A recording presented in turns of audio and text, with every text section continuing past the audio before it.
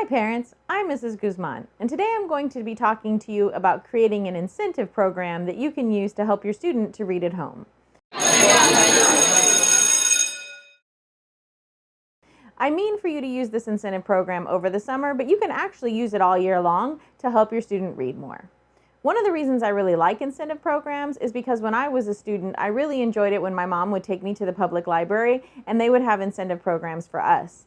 One of the ones I vividly remember is when they made ice cream cones for us out of paper, and each time we read a book, we got a paper ice cream scoop that would go on top of our ice cream cone, getting higher and higher and higher. And we would win little prizes such as treats to go and get ice cream from fancy places, and we even at the end, if we read enough books, won a t-shirt with little ice cream cones on it. So I vividly remember that, and it's something that I used with my own sons as well. The public library didn't do as good of a job, I thought, when my sons were children as they did when I was a child, so I came up with this additional alternative that you can use that I'm going to teach you about today.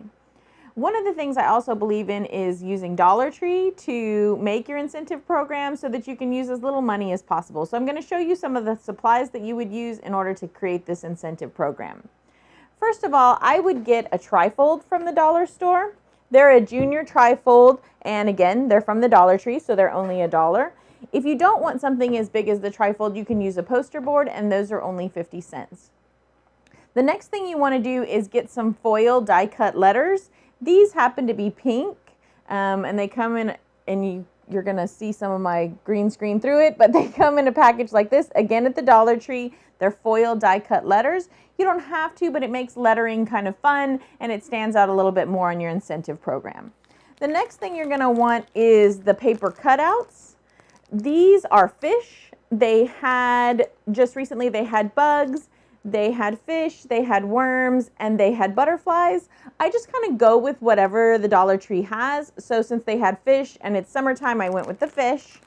The other thing I would recommend getting, just to give it a little pop and some fun as you're having your child help you with the incentive program, is some different stickers. The Dollar Tree had fish stickers that went along with my fish die cut. So I went ahead and picked those up so everything kind of goes together and makes this cute little trifold that I'm getting ready to show you. So I put everything together. You'll need some glue, some scissors, some markers of your own to kind of finish this out. But this is what the finished product looked like for me. I put Fishing for a Good Book. You can always look on the internet if you're not sure, if you get the butterflies or the worms and you're not sure what you want to go with. You can just look up bulletin board idea with worms or bulletin board idea with butterflies, and you can find some of these, or you can make up your own with your student. So I did Fishing for a Good Book, and this is what I used the letters for. And I colored in with the marker, and then I used the stickers. I didn't end up using the shiny stickers, so I would probably put them in as prizes later on. And I got some of my own gray paper and just made some hooks just to kind of jazz it up a little bit. Then I used the fish from the paper cutouts, and I traced the fish on the board. So I traced it here and here, and I actually flipped it over and traced it here and here. You can use it both sides. It's blue and white. If you wanted to use the white side, your student could actually draw on it and have some fun. The purpose of pre-putting the fish on the board is that it allows you to decide within your family, with your spouse, or with your student, what prize levels you want to have for each of the different books that they read. I recommended at the second book and the fifth book, I would recommend they go all the way to 10 books. So I would say at the 7th book and also at the 10th book. But it just depends on your family. If your child is a struggling reader, it might be beneficial for them to get a prize at every book level. And that's just something that you decide ahead of time, because then they know that those prizes are coming. Okay?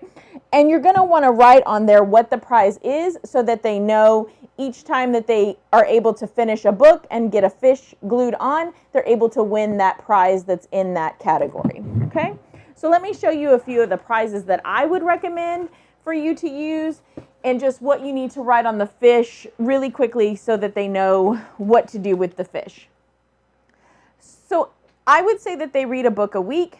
Each time they read a book, if they're again a struggling reader, you can give them a prize. I would start with small prizes.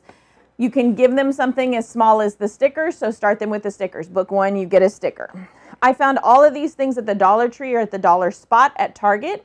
So there's some slingshot dinosaurs. They can just fling them, and those are fun.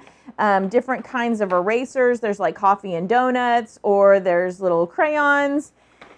There's bouncy balls.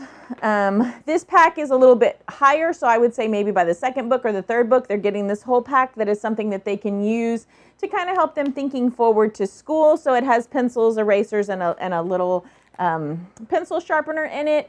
I found these are water balloons. They were 2 for $5 at Walmart. This was really cute. As we're getting up in books, we're getting bigger prizes. So this was a fun summer pack. It would get them outside and incentivize. If you have a little girl, I saw this cute little thing that could be used as a prize. Again, the prizes are building up as they're reading more and more books. Now, as they're reading the book, you want to make sure that whatever you get, whether it be the fish or the butterflies or whatever you use, that your child is writing the book title. They're writing something that they liked about the book. Make sure that you're keeping this on a positive experience. So it definitely needs to be something that they liked, and that they're writing a short summary. Make sure in their summary they're not giving you the exact details of the book, but just a short summary of what happens overall in the book as a whole. Make sure that they're not cheating and using the book jacket or the back of the book in order to write this summary. Okay, I'm going to have another video where I talk a little bit more about how to choose the books, how to go through the books with your student and plan on what they do. But right now I just wanted to talk about the incentive program. So again, you can create the board with your student, make it fun, have a fun slogan, create some little thing that they're writing down the book on as they complete it so that they're building up and they're winning prizes. Write down what prizes they're winning and have prizes that increase so that by the end they're getting a large prize when they get to that 10th book. Okay? So that's all for now for the incentive program. I hope you enjoy this and you and your student have fun reading this summer. Again, I'm Ms. Guzman, and thanks for reading.